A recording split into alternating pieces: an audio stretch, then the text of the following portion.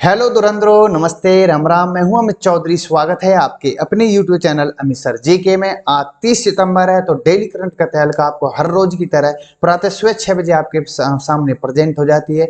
और वो most important question होते हैं जो कि आने वाले एग्जाम में जिस भी पेपर की आप तैयारी कर रहे हो उसमें 101% पूछे जा सकते हैं। ठीक है, तो प्रॉपर तरीके से आज के क्वेश्चन को करेंगे जो कि मोस्ट इंपोर्टेंट है आप सभी भाइयों के लिए। जो भी बच्चा, जो भी मेरा भाई बहन है, एसएससी से रिलेटेड, बैंक से रिलेटेड, कोई भी बैंक का पेपर हो, कोई भी एनडीए से रिलेटेड, ठीक है, कोई भी डिफेंस से रिलेटेड पेपर हो, और स्टेट पीसीएस तक के जितने भी एग्जामों की मैं बता रहा हूं, ये मोस्ट इंपोर्टेंट क्लास होती है मेरी डेली करंट का तहलका। प्रातः सुबह 6 बजे मैं अपने भाइयों को लेकर आता हूं। दूसरी तरफ मैं कह दूं अपने भाइयों को, मेरे द्वारा ऑन यूट्यूब पर सब कुछ फ्री होता आप सभी के लिए, निःशुल्क है। जीके से रिलेटेड जो भी बच्चा जीरो है ना, बिल्कुल उसको मैं हीरो बना के छोड़ूंगा। बिल्कुल निःशुल्क है, अभी फिलहाल आपके लिए सब कुछ फ्री रहने वाला है और वो हमेशा ही रहेगा। कुल मिलाकर ये है, ठीक है। मैं बिल्कुल फ्री करवाता हूं अपने भाइयों को, जो कि टेस्ट सीरीज पढ़े हैं, प्रैक्टिस सेट पढ़े हैं, सब कुछ फ्री पढ़ा है, ऑन यूट्यूब पर पढ़ा है। बिल्कुल बेसिक रूप से पढ़ सकते हो तो बेसिक रूप में पढ़ा हुआ है। हर क्लास 6 to 10th क्लास तक एनसीईआरटी बेस्ड है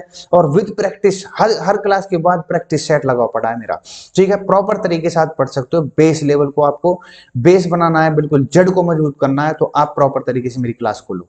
ठीक है, तो क्लास को शुरू करते हैं। सितंबर के महत्वपूर्ण दिवसों को पढ़ लेते हैं। राष्ट्रीय पोषण सप्ताह 1 से 7 सितंबर को बनाया जाता है। राष्ट्रीय गगनचुंबी इमारत दिवस 3 सितंबर को, शिक्षक दिवस 5 सितंबर को, राष्ट्रीय वन शहीद दिवस 11 सितंबर को, 14 सितंबर को हिंदी दिवस, इंजीनियर दिवस 15 सितंबर को, सेवा दिवस 17 सितंबर को, राष्ट्रीय बेटी दिवस 25 सितंबर को, और गवर्नेंस डे 28 सितंबर को। इसी दिन रेबीज दिवस, जो कि कल जिक्र कर चुका हूं प्रॉपर तरीके से, और 26 तारीख को विश्व पर्यटन दिवस। ये सभी चीजें इंपॉर्टेंट है, जो भी मैंने आपके सामने रखे हैं, दिवसों की सूची रखी है, प्रॉपर तरीके से नोट कर लेना। नहीं कर रहे हो तो पीडीएफ में डाउनलोड, पीडीएफ आप डिस्क्रिप्शन में लिंक देकर के सीधा टेलीग्राम से प्राप्त कर सकते हो।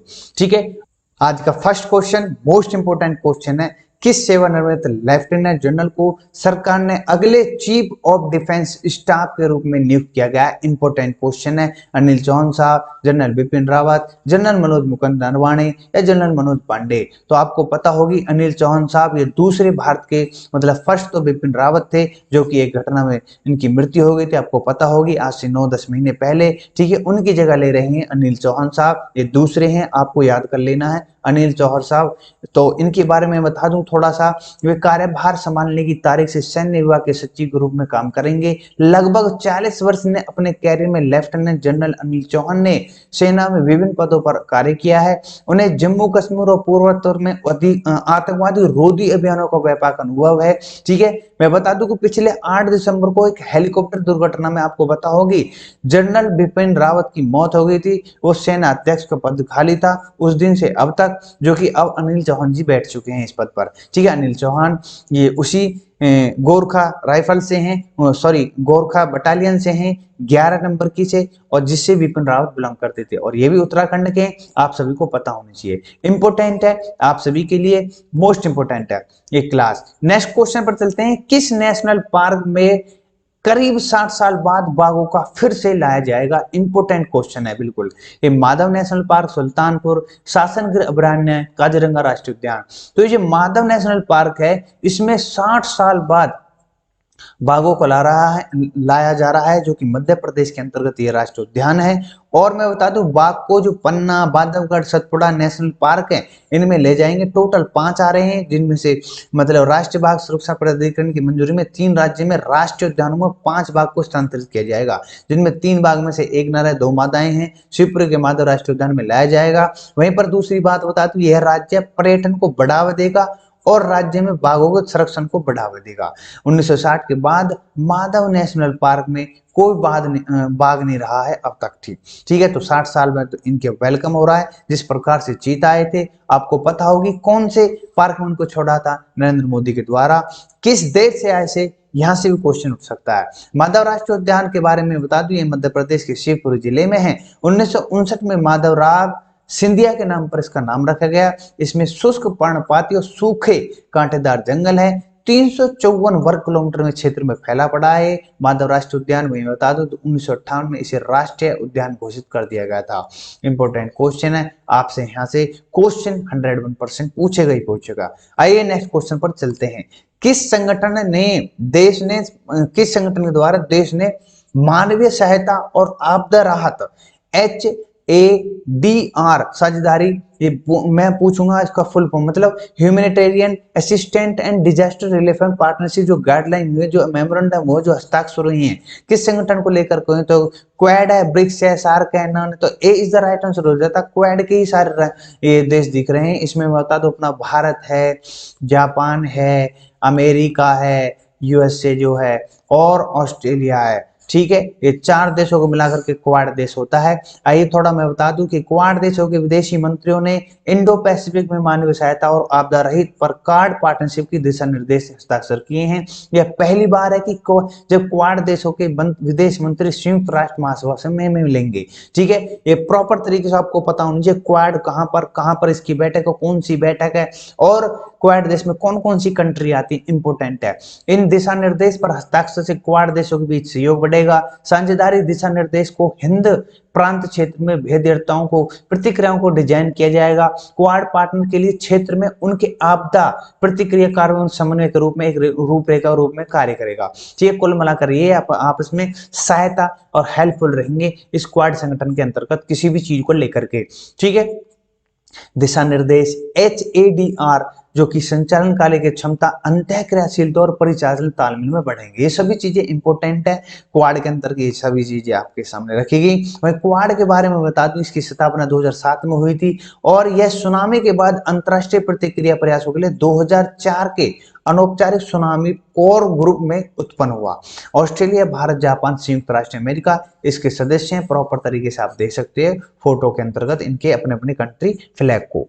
भारत, नेक्स्ट क्वेश्चन है, इंपॉर्टेंट है, भगत सिंह की 115वीं जयंती पर किस महान व्यक्ति ने इनको श्रद्धांजलि, आपको पता होनी चाहिए। भगत सिंह के बारे में मोस्ट इंपोर्टेंट है, ये वही हैं जिनको इनकी कहानियों को पढ़ करके इनकी जो स्टोरी है बहुत ही लीजेंड तरीके से लिखी गई है और बहुत ही अपने आप में लीजेंड है, जिनको देख करके हमारा खून रोंग खड़े हो जाते हैं। कुल मिलाकर ये भगत सिंह, इनकी 115वीं जयंती बनाई गई और ये PM मोदी द्वारा इनको श्रद्धांजलि दी गई।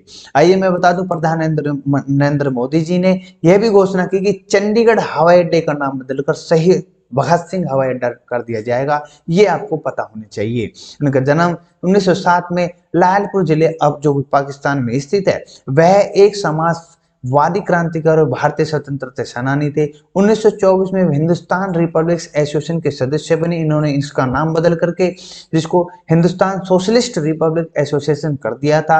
इन्होंने 1926 में भी नौजवान भारत सभा की स्थापना करी थी। आपसे क्वेश्चन पूछ सकता है। अप्रैल 1929 में भगत सिंह और बटुकेश्वर दत्त ने केंद्रीय विधानसभा में अंदर के बंग फेंका था, जिसके कारणवश तीनों को 23 मार्च 1931 को फांसी की सजा दी गई थी। इसके ऊपर बहुत ही रोचक तथ्य हैं, बहुत बड़ी बड़ी कहानियां हैं, ठीक है, जो कि आपको पढ़नी चाहिए बुकों के थ्रू। ठीक है, मैं बता दूं सरकार ने किस गठन को, नेक्स्ट क्वेश्चन है, सरकार ने किस गठन को और उसके सहयोगी को 5 साल तक प्रतिबंध कर दिया। इसको लिए मैंने स्पेशल एक क्लास बनाई है PFI के ऊपर, जो कि इसकी फुल फॉर्म है पॉपुलर फ्रंट ऑफ इंडिया। इसके 8 ऐसे, ये तो 5 लिख रही है लेकिन 8 ऐसे हैं 5 साल तक प्रतिबंध 8 इसके संगठन हैं जो कि इससे रिलेटेड है, जिनको ये लीडर था PFI। ठीक है, तो प्रॉपर तरीके से विश्व फेयर में मैंने क्लास करवा रखी है, इसको जान सकते हो क्या है क्या नहीं। केंद्र सरकार ने पॉपुलर फ्रंट ऑफ इंडिया और इसके सहयोगी जो भी इसके गठबंधन थे इसके साथ, उन सभी को 5 साल तक बैन कर दिया गया है। ठीक है, कुल मिलाकर ये कि भारत के संविधान के खिलाफ, भारत के हर वर्ग के खिलाफ, कुल मिलाकर ये संविधान का जो ढांचा उसको कमजोर करने में लग रहे थे, कानूनी की व्यवस्था को बिगाड़ना चाहते थे PFI वाले। ठीक है, आपसे क्वेश्चन पूछ सकता हूं और जो भी तथ्य जानने आप प्रॉपर तरीके से मेरे उसमें जा सकते हो। विश्व अफेयर में PFI के बारे में पूरा खोल के बताया आपको। ठीक है, तो प्रॉपर तरीके से इंग्लिश वाले बच्चों के लिए यहां से ले सकते हो। नेक्स्ट क्वेश्चन है, इंपॉर्टेंट क्वेश्चन की सुप्रीम कोर्ट की संविधान पीठ की इंपॉर्टेंट कार्रवाई एक का सीधा प्रसारण कब से शुरू हुई? ठीक है, ये इंपॉर्टेंट है। 21 सितंबर, 19 सितंबर, 29 सितंबर, 27 सितंबर या 23 सितंबर।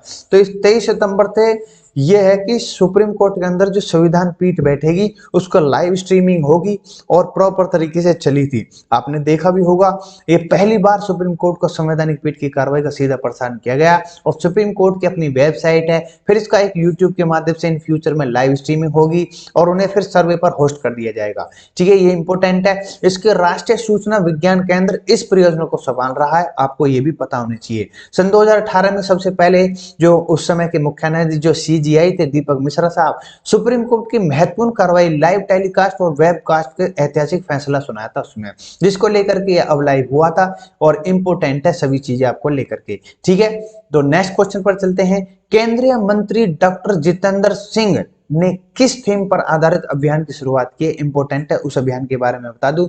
1 week 1 lab is the right answer हो जाता है। आपको यहां से क्वेश्चन आएगा बिल्कुल। ठीक है, ये जो अभियान तकनीकी सफलता और नवाचारों को प्रदर्शित करने के लिए जो शुरू किया गया ये जो अभियान है टेक्नोलॉजी को लेकर के, ये अभियान देश भर में वैज्ञानिक और औद्योगिक अनुसंधान परिषद, जिसको CSIR कहा जाता है, इंग्लिश में बता दूं council of scientific and industrial research.